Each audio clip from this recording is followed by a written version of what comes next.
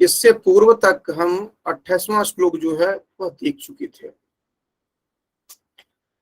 अब इससे आगे हम देख रहे हैं 29वें श्लोक से हम देखना प्रारंभ कर रहे हैं, तो ध्यान पूर्वक देखेंगे।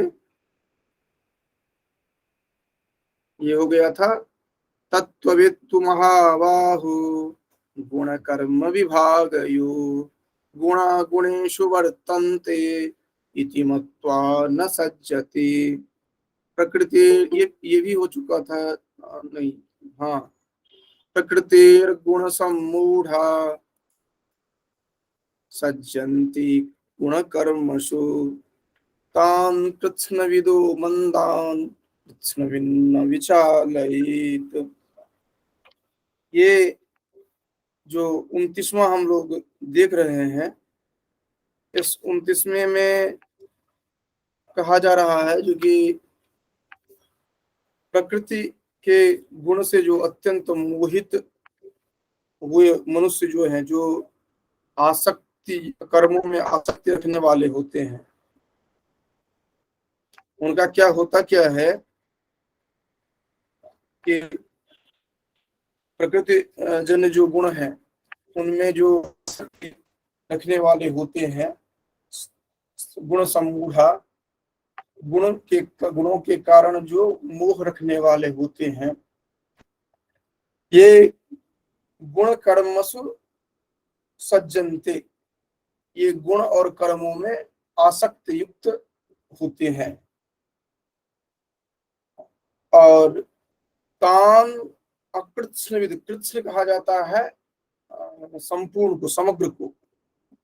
तान अकृत्स्नविद, इन समस्त जो समूह है, इन समूह को न समझने वाले जो होते हैं, मंदान कृत्स्नविद विशालयति, हम लोग चर्चा किए थे। क्योंकि जो जानने वाले होते हैं, जो ज्ञानी हैं, उनको चाहिए कि जो न जानने वाले हैं उनको विचलित न करें, न विचालित, प्रयोग है यहाँ पर। अर्थात आप जानते हैं तो आपको चाहिए जो कि जो नहीं जानने वाले हैं उनको गलत मार्ग में न ले जाएं, उनको अनिवार्यतया सही मार्ग की ओर ले जाएं आप।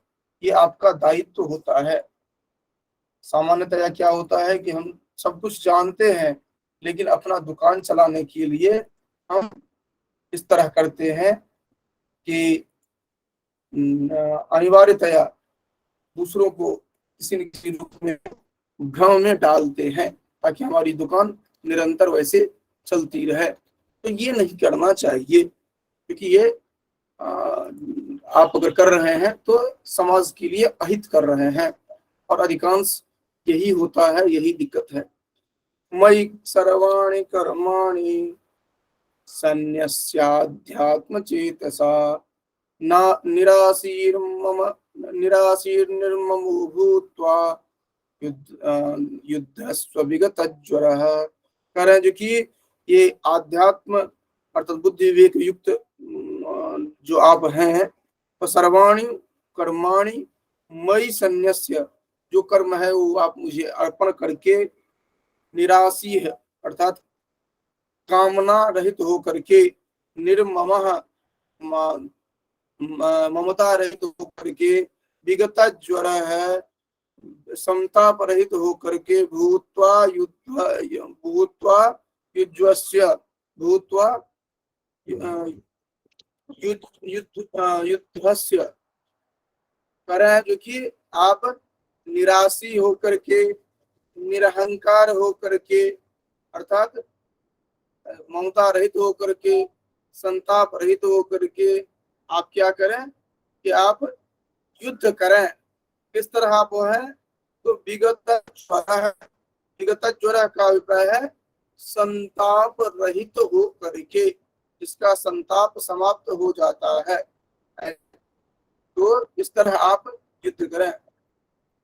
से मे मतमिदं नित्यम् अनुतिष्ठन्ति मानवा श्रद्धावन्तो नुसूयन्ते मुच्यन्ते तेऽपि कर्मभिः।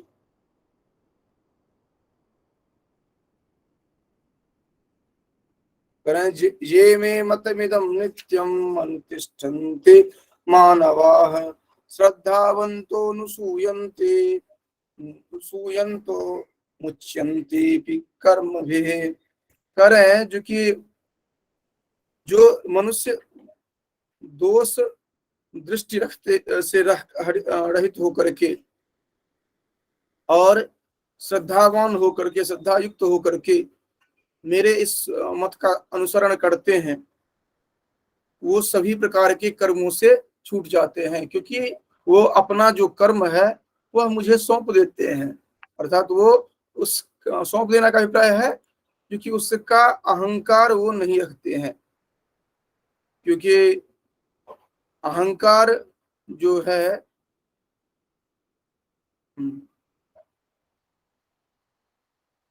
अहंकार जो है, जब आप अहंकार से युक्त होते हैं तब जाकर के शुरू होती है। अहंकार से रहित हो जाएंगे, आप अपना ये कहेंगे जो मैंने जो किया है वह आपकी कृपा से किया है, तो दो बातें होती है। एक तो आप अपना अहंकार प्रवृत्ति का त्याग करते हैं, और दूसरा होता है जो कि उसका इसके साथ साथ यही बता देते हैं कि इसका जो उचित अनुचित हुआ है उसका भी जिम्मेवार आप ही हैं। जो कहा गया ना वहां पर, तवानुभावो यम वेदि जन्मया निगूढ़ तत्वम न वर्तम विद्विषाम, किरातार्जुनीय में अपने जो देखते हैं, जब ये कह दिया गया जो कि हम आपकी कृपा से कार्य किए हैं, तो स्वाभाविक रूप से हमारी जिम्मेवारी कम हो जा रही है। इसी तरह अगर आप रघुवंशम में देखें तो कहते हैं जो कि मणु अथवा वज्र समुत्कीर्णे सूत्रस्य एवास्ति में गति, करें कि या तो इन कारण तरह से हो रहा है, अथवा जिस तरह हमारे पूर्वज जो जिस तरह मनीषीगण ने जो रास्ता बनाया था उसी रास्ता का हम अनुसरण करते हैं। तो जब आप दूसरे पर छोड़ देते हैं,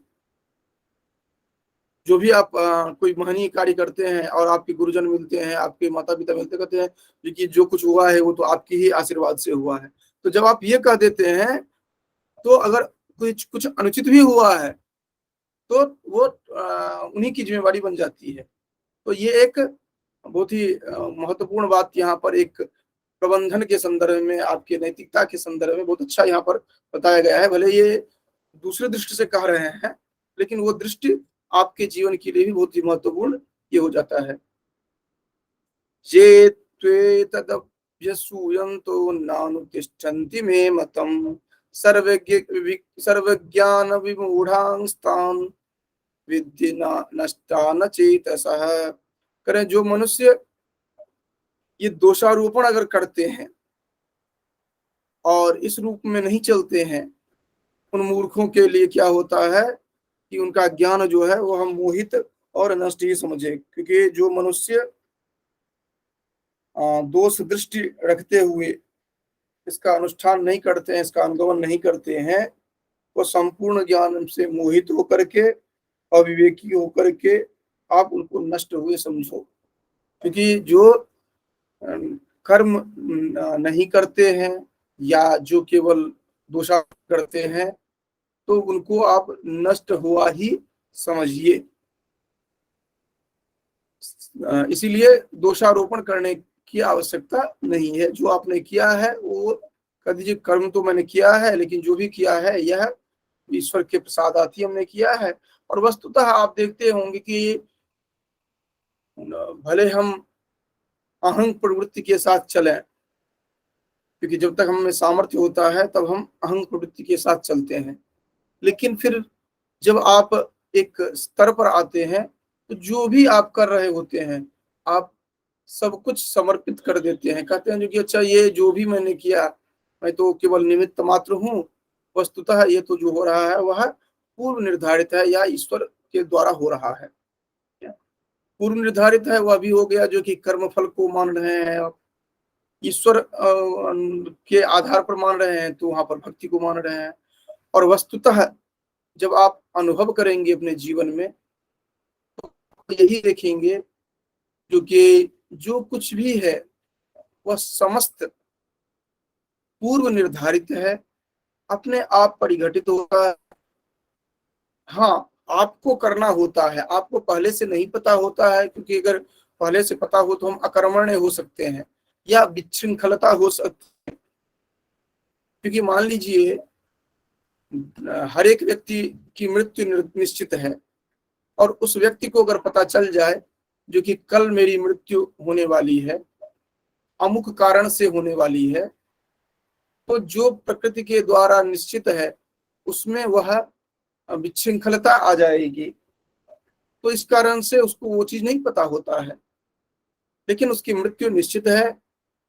वो दृष्टि को कहा जाता है ना, क्योंकि सबसे बड़ा आश्चर्य क्या है, तो कहा जाता है अहन्यहनि भूतानि गच्छन्ति यशामहे अपरे स्थातुमिच्छन्ति किमाश्चर्यमतः परम। तो अगर प्रत्येक दिन व्यक्ति जो है वह यमलोक को जाता है, फिर वे जो व्यक्ति संसार में है वो ये समझते हैं कि हम तो सदा के लिए यही हैं, हमें कभी नहीं जाना है।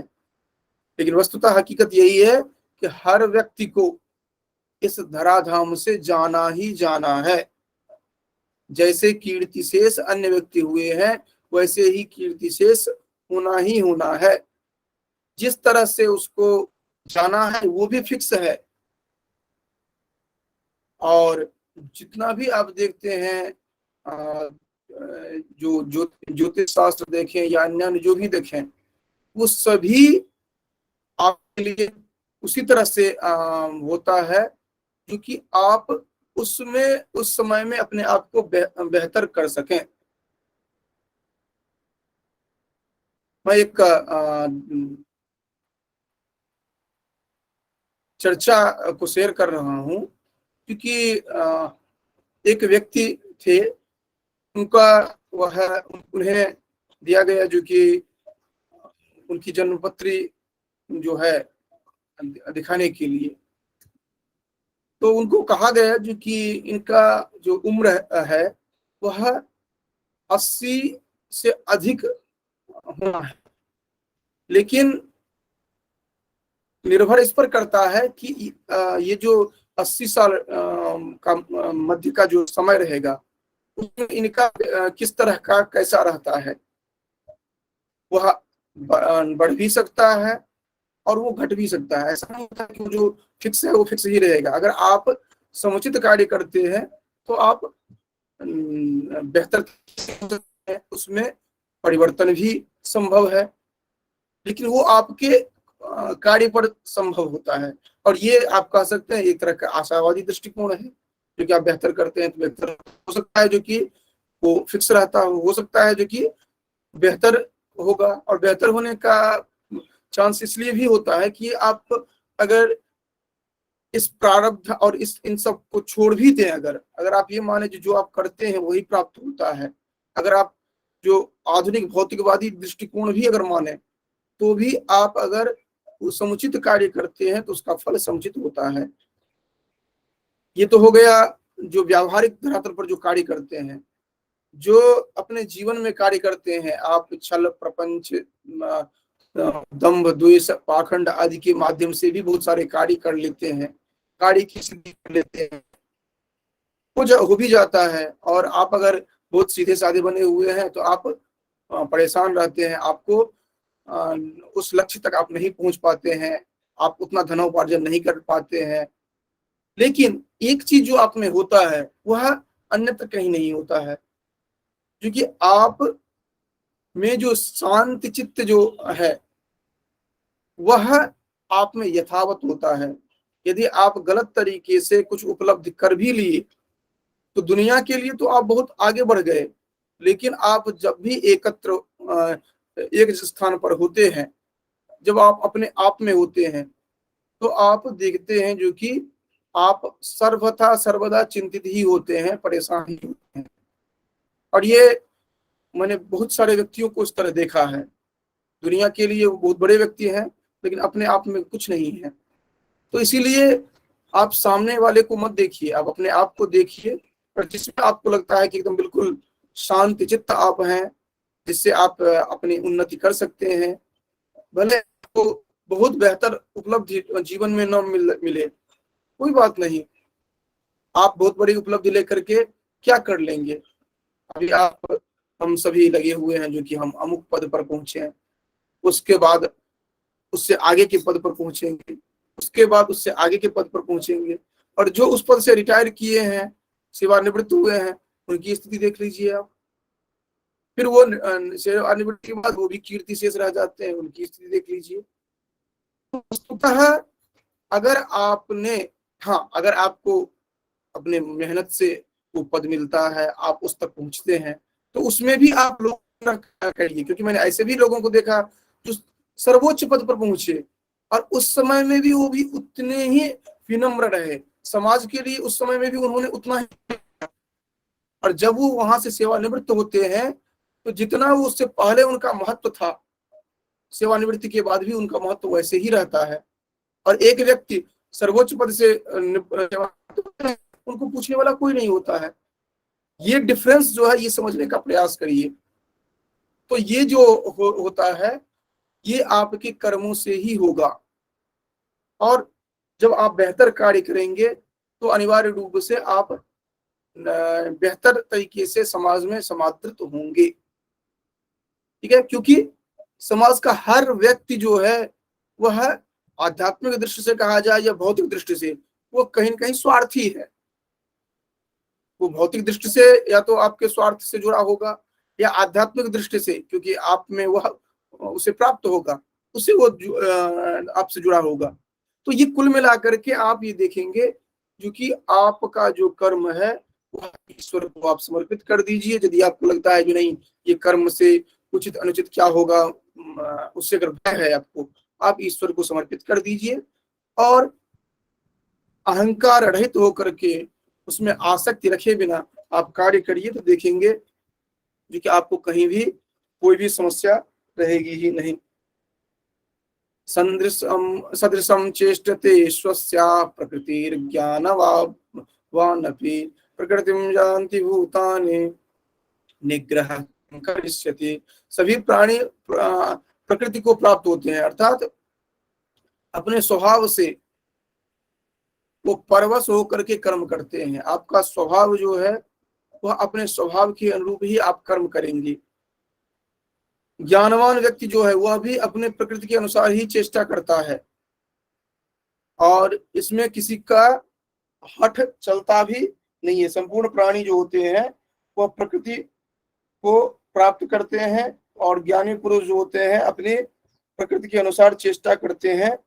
फिर इसमें किसी का हठ क्या करेगा, अर्थात हठ नहीं हो सकता है।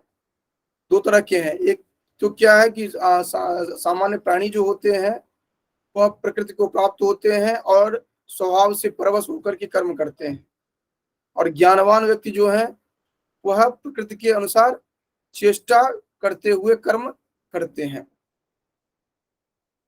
इंद्रियस्येन्द्रियार्थस्य इंद्रियस्येन्द्रियस्यार्थे रागद्वेषो व्यवस्थितो तयोर्नवशमागच्छेत् तौ यस्य परिपन्थिनौ। करें इंद्रिय के अर्थ में, अर्थात प्रत्येक इंद्रिय विषय के राग द्वेष में स्थित होते हैं। मनुष्य जो है उन दोनों के वश में नहीं होना चाहिए, क्योंकि दोनों ही इसके कल्याण के मार्ग में विघ्न करने वाला महान शत्रु है। ये हमने देखा ही था, क्योंकि इंद्रिय, प्रत्येक इंद्रिय जो है वह अपने विषय में राग द्वेष, अनुकूलता प्रतिकूलता को लेकर के है। प्रत्येक जितने भी इंद्रियां हैं, मनुष्य को चाहिए जो कि इन सब में न उलझ करके आगे वो बढ़े, क्योंकि वो ये कल्याणकर नहीं होते हैं।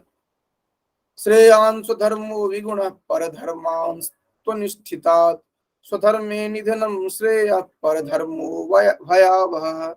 अब यहाँ पर जो चर्चा की गई है, द्वितीय पंक्ति बहुत महत्वपूर्ण है। ये आप ध्यान देंगे, हालांकि इसकी व्याख्या इतना अलग अलग तरह से की जाती है जो कि आपको खुद कंफ्यूज करवाया जाता है। जो कि इसमें कहा जाता है जो कि स्वधर्म में निधनम श्रेय परधर्मो भयावह। आपके लिए जो निर्धारित कर्तव्य है वह कर्तव्य आपके लिए आवश्यक है। परधर्मो भयावह, दूसरे का जो कर्तव्य है उस कर्तव्य में आप भले आपको सुगमता दिखता हो, लेकिन उसका परिणाम जो है वो अत्यंत भयावह होता है। इसीलिए आपको चाहिए जो कि आपका अपना कर्म जो है वह करें। अब प्रश्न उठता है जो कि स्वधर्म क्या है, परधर्म क्या है। तो इसके लिए है कि जो जिस कार्य के लिए आप नियुक्त हैं, हालांकि इसका अलग अलग व्याख्या की जाती है, जो कि जो आपके पूर्वजों का जो कर्म रहा है वो स्वधर्म कोई मानते हैं, कोई मानते हैं जो कि जिस वर्ण में आप उत्पन्न हुए हैं वो आपका धर्म है। तो अलग अलग मानते हैं इसको, व्याख्यायित अलग अलग तरह से करते हैं। लेकिन वस्तुतः सामान्य धरातल पर अपने व्यावहारिक जीवन के लिए आप इतना समझ सकते हैं, जिस समय जिस कर्तव्य से युक्त आप हैं, अर्थात मान लीजिए आप कहीं पर एक पुत्र के रूप में हैं, तो आपका जो कर्तव्य है एक पुत्र के रूप में, आपका आप कहीं पर एक पति के रूप में है, एक प्रेमी के रूप में है, एक प्रेमिका के रूप में है, एक मित्र के रूप में है, एक पितामह के रूप में है, एक सामान्य नागरिक के रूप में है। क्योंकि हम अपने जीवन में हर क्षण किसी अलग अलग स्वरूप में होते हैं और अलग अलग रोल में होते हैं, ये कर सकते हैं, अलग अलग भूमिका में होते हैं। तो जिस भूमिका में जो आपका दायित्व है उसका आप बेहतर तरीके से उसका निर्वहन करें। हालांकि इन सभी भूमिकाओं के निर्वहन में बहुत सारी समस्याएं आती है। आप परिवार में होते हैं, बहुत तरह की समस्याएं होती है। अभी आप कक्षा में पढ़ रहे हैं, कहीं पर आप किसी माता जी हैं, उनकी पुत्री या पुत्र के रूप में है, उनका कार्य अलग है, उन्होंने आपको कुछ और दायित्व दिया है। यहाँ पर मैं होमवर्क आपको अलग तरह से दे रहा हूँ। आप कहीं पर जॉब कर रहे हैं, वहां पर एक नौकर के रूप में है, वहां पर अलग दायित्व दिया गया है।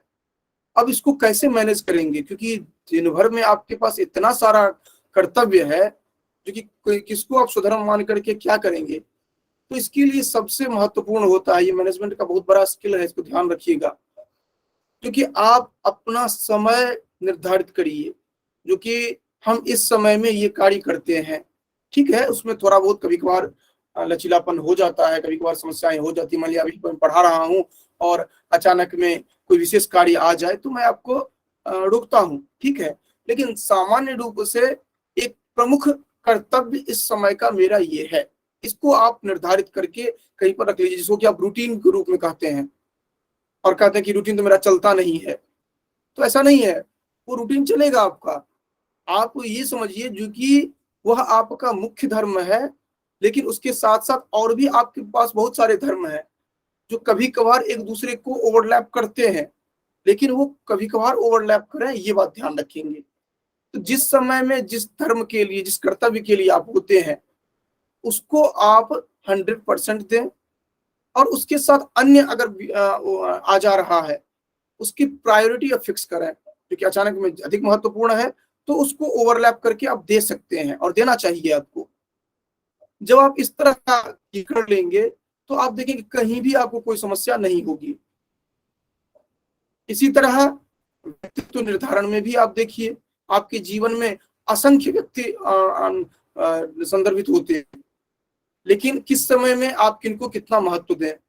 जैसे अभी आप पढ़ रहे हैं, मान लीजिए कहीं पर आप जॉब कर रहे हैं, आपके जो बॉस हैं उनका फोन आ रहा है, तो आपको प्रायोरिटी ध्यान देना होगा जो कि आपके कितना महत्वपूर्ण है। तो आप तत्क्षण आप इग्नोर कर सकते हैं, आप बोल सकते हैं उसके बाद जो कि हाँ सर इस समय मेरी कक्षा हो रही थी, कक्षा खत्म होती है, मैंने आपसे बात की। तो ये प्रायोरिटी निर्धारित करना बहुत ही बहुत कठिन है, ऐसा नहीं कि सहज है, लेकिन इसको अगर आप कर लेते हैं तो जीवन में अधिकांश कार्य आपका समझ आता है। जैसे कि आप सभी के पास मोबाइल ऐप है, आप अपने पास एक स्टिकी नोट पैड ऐप है एक, वो आप रखिए अपने पास और उसमें नोट कर लीजिए जो कि जितना काम आता है ध्यान में, जब जिस समय में आता है तुरंत नोट कर लीजिए, जो कि ये काम आया, ये काम है, ये काम है, ये काम है, और आप प्रायोरिटी दीजिए। आप देखेंगे आपके पास कुछ काम रहेगा ही नहीं अगले दिन से, आप बिल्कुल सहज रहेंगे। यही सरकारी इंस्टीट्यूशंस में जो टेबल पर जो इतने फाइल पड़े रहते हैं उनके लिए भी है। जहां कहीं भी देखें ये जो मैनेजमेंट स्किल है ये इतना जबरदस्त है क्योंकि आप हर कार्य कर लेंगे और आप कहीं भी बर्डन नहीं लगेगा, क्योंकि आप व्यस्त रहिए लेकिन स्वयं को नहीं लगना चाहिए जो कि व्यस्त। जिस समय आपको लग गया जो व्यस्त है फिर आप कोई काम नहीं कर पाएंगे। तो आप हर कार्य करिए, आप पूर्णतः व्यस्त रहिए, लेकिन कभी भी आपको नहीं लगना चाहिए जो कि व्यस्त है। दुनिया को तो आप व्यस्त दिखेंगे ही, लेकिन आप उस समय में और जो आपके जिस समय में जो आपके लिए प्रायोरिटी है उनको भी नहीं लगना चाहिए जो आप कितने व्यस्त हैं।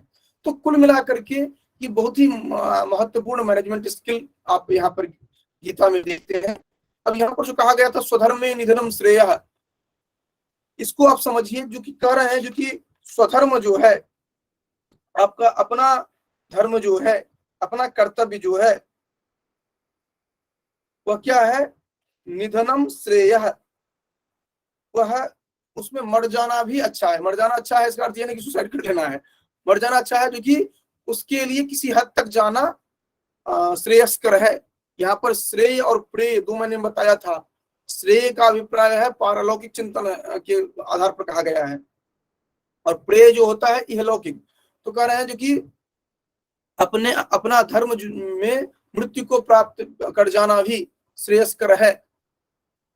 तो ये आपका जो धर्म है, इस धर्म को कहीं कहीं ये लिया गया है जो कि आपका जो कौलिक धर्म रहा है। जैसे आप शाकुंतलम आप पढ़ते हैं, शाकुंतलम में कहा जाता है जो कि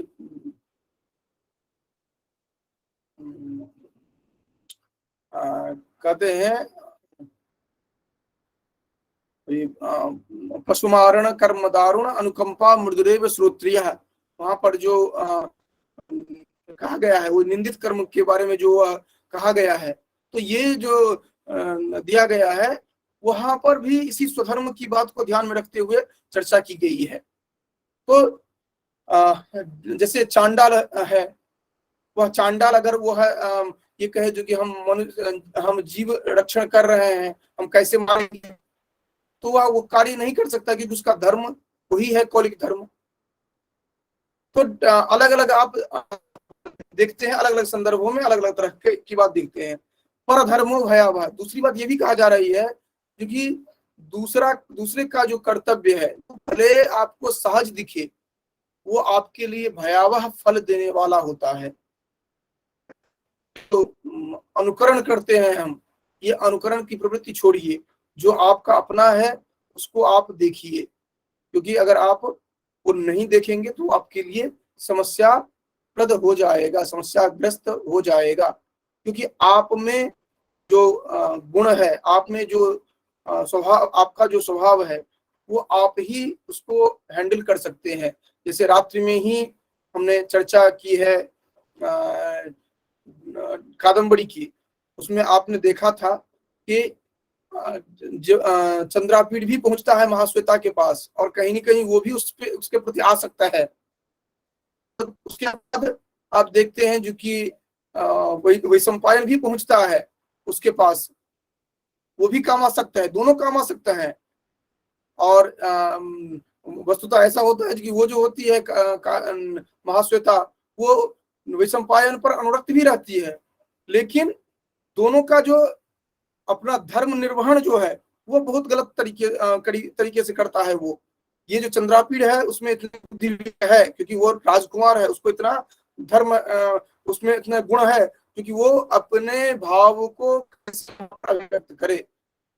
अगर वो अपनी प्रणय याचना कर दिया होता तो उसको तोता बना दी होती वो, लेकिन वो नहीं करता है, वो कादम्बरी तक वही व्यक्ति उसको कादम्बरी तक पहुंचाती है। तो आप में जो भगवान ने यूनिकनेस दिया है, उस यूनिकनेस के साथ आप उस धर्म के साथ न्याय कर सकते हैं। अगर आप दूसरे धर्म को देखते हैं, दूसरे गुण को देखते हैं, तो आप नहीं कर पाते हैं। और इसको व्यावहारिक धरातल पर एक इस तरह से देख सकते हैं, इसको आज यहीं पर रखेंगे। व्यावहारिक धरातल पर इस तरह से देख सकते हैं कि कहा जाता है कि ये इसका तो इसमें रुचि था, इसके पिताजी ने इस फील्ड में दे दिया, ये तो कला के क्षेत्र में एक्सपर्ट था, इसको विज्ञान पढ़ा करके बर्बाद कर डाले। और ये ऐसा होता है, धर्म जिसकी ओर झुकाव होता है वही उसका होना चाहिए। तो ये बहुत सारी बातें हैं जो कि आप केवल गीता के पंक्ति तक मत उलझे रहिए, आप उससे उस पंक्ति के भीतर जो अर्थ है उनको भी समझने का प्रयास करिए, और विशेष रूप से अपने जीवन को जिस तरह से आप बेहतर बना सकते हैं वो देखिए, क्योंकि पद, पैसा, महत्व, इसके अतिरिक्त भी बहुत कुछ है, और वो होता है आपके चित्त की शांति, चित्त की सुव्यवस्थित प्रवृत्ति, और अपना स्वत्व की जो है उसकी स्थापना। ये आपके लिए महत्वपूर्ण होता है। अपने आप को कैसे, अपने व्यक्तित्व को निखार सकें, कैसे अपने आप को प्रतिष्ठित कर सकें, जहां पर भी हैं आप वहां पर आप नंबर 1 बन करके कैसे रहें, वह केवल एक ही बात पर निर्भर नहीं करता है, समग्र आपका जो व्यक्तित्व है उस पर निर्भर करता है। तो इसलिए आप इस दृष्टि से गीता का अध्ययन करिए, तो गीता आपके लिए उपादेय है। हालांकि हम यहाँ पर कक्षा ले रहे हैं तो सामान्य रूप से यही समझा जाता होगा जो गीता तो हम पहले भी पढ़ चुके हैं, लेकिन जो आप पढ़ चुके हैं उसके अतिरिक्त आप बहुत कुछ पढ़ते हैं यहाँ पर। चलिए, तो इसको यहीं पर हम आज समाप्त करते हैं। इसके बाद जो हमारी दूसरी कक्षा बीएसबी पर अभी है, दूसरी लिंक जो है उस पर जो है कक्षा